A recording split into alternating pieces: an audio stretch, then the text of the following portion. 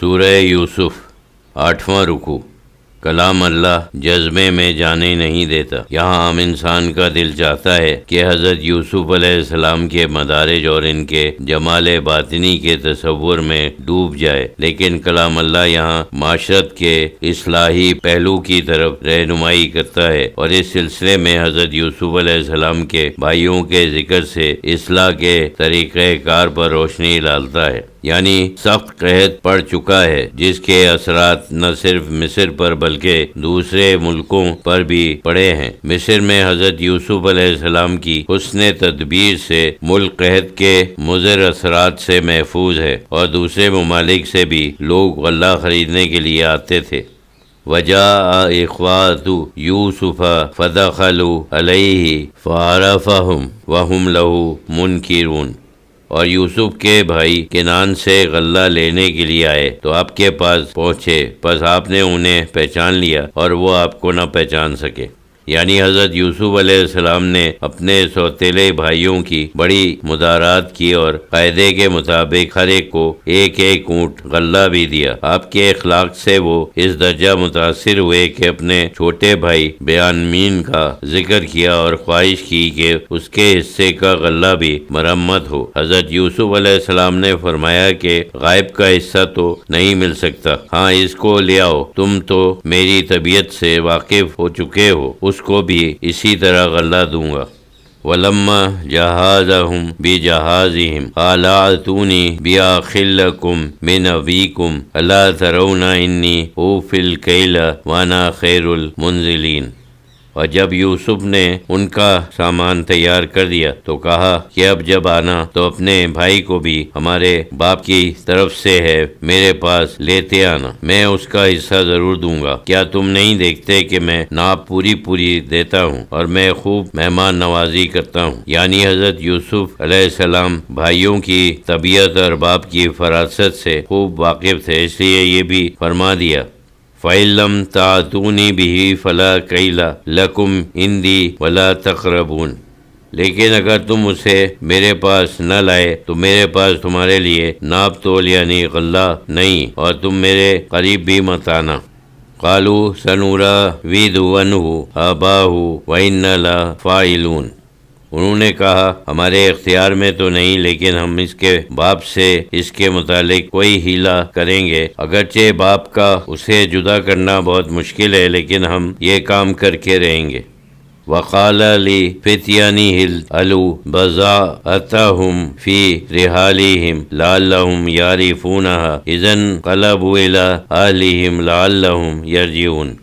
اور ان بھائیوں کے دل میں مزید کشش پیدا کرنے کے لیے اور اپنی اس شفاعت مروت سے باپ کو مزید اشارہ دینے کی خاطر اپنے خداموں سے کہہ دیا کہ ان کی پونجی یعنی جو قیمت انہوں نے ادا کی ہے انہی کے سامان میں رکھ دو، ممکن ہے کہ جب اپنے گھر والوں میں واپس پہنچیں اسباب کھولیں تو اس کو پہچان لیں، اس طرح شاید وہ پھر آ جائیں۔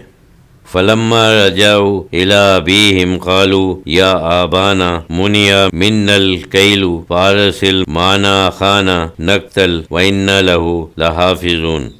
غرض جب وہ لوگ اپنے باپ کے پاس واپس پہنچے تو بولے اے باپ، جب تک ہم بنیامین کو ساتھ نہ لے جائیں ہمارے لیے غلہ بند کر دیا گیا ہے، بس ہمارے ساتھ ہمارے بھائی کو بھیج دیجئے تاکہ ہم غلہ پھر لائیں، اور ہم آپ کو یقین دلاتے ہیں کہ ہم اس کے محافظ ہیں۔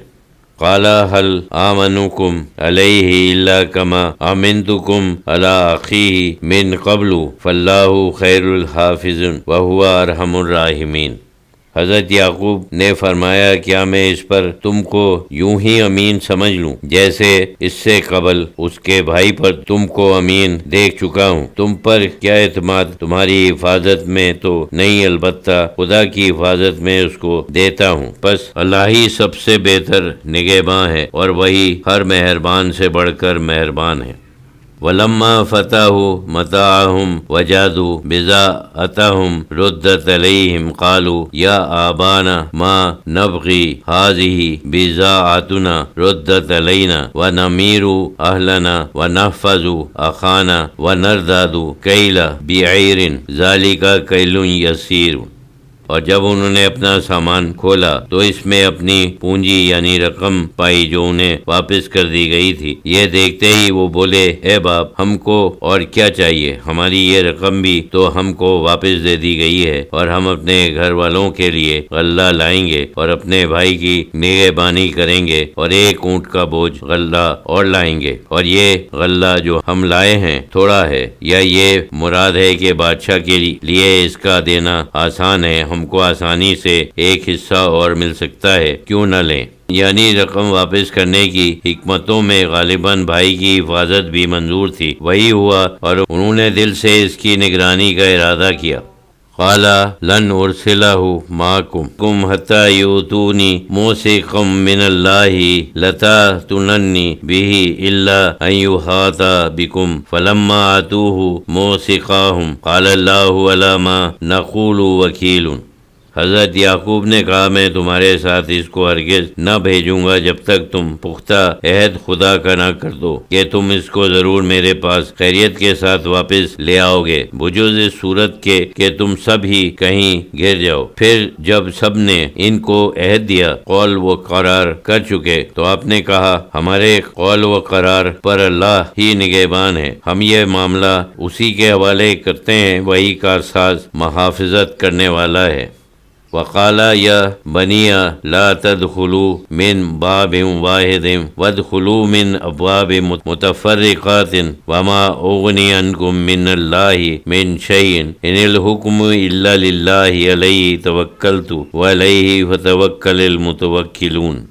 اس ہدایت کے ساتھ رخصت کیا اور کہا، اے میرے بیٹو، تم سب ایک دروازے سے داخل نہ ہونا بلکہ مختلف دروازوں سے داخل ہونا، اور ہر چند میں تم کو دعاؤں کے ساتھ رخصت کر رہا ہوں، لیکن میں تم کو اللہ کی کسی بات سے بچا نہیں سکتا، تم کو اسی کی ضمانت میں دیا ہے، بے شک اللہ کے سوا کسی کا حکم نہیں چلتا، میں نے اسی پر بھروسہ کیا ہے اور تم بھی اسی پر بھروسہ رکھو، کیونکہ بھروسہ کرنے والوں کو اسی پر بھروسہ کرنا چاہیے۔ یعنی آیت بالا میں بے شمار حکمتیں ہیں۔ جس طرح حضرت یونس علیہ السلام نے بھائیوں کی طبیعت کی مناسبت سے کچھ لالچ کی تنبیہ فرمائی تھی اور اپنے باپ کے لیے کچھ اشارہ اس بات کا دیا تھا کہ وہ بنیامین کو بھیجنے میں متردد نہ ہو، اسی طرح اس آیت میں ان تینوں امور کا لحاظ ہے۔ حضرت یعقوب علیہ السلام نے بیٹوں کو تنبیہ فرما کر ایک دروازے سے داخل نہ ہوں۔ لالچ کا پہلو اس کے لیے یہ تھا کہ نظر بد سے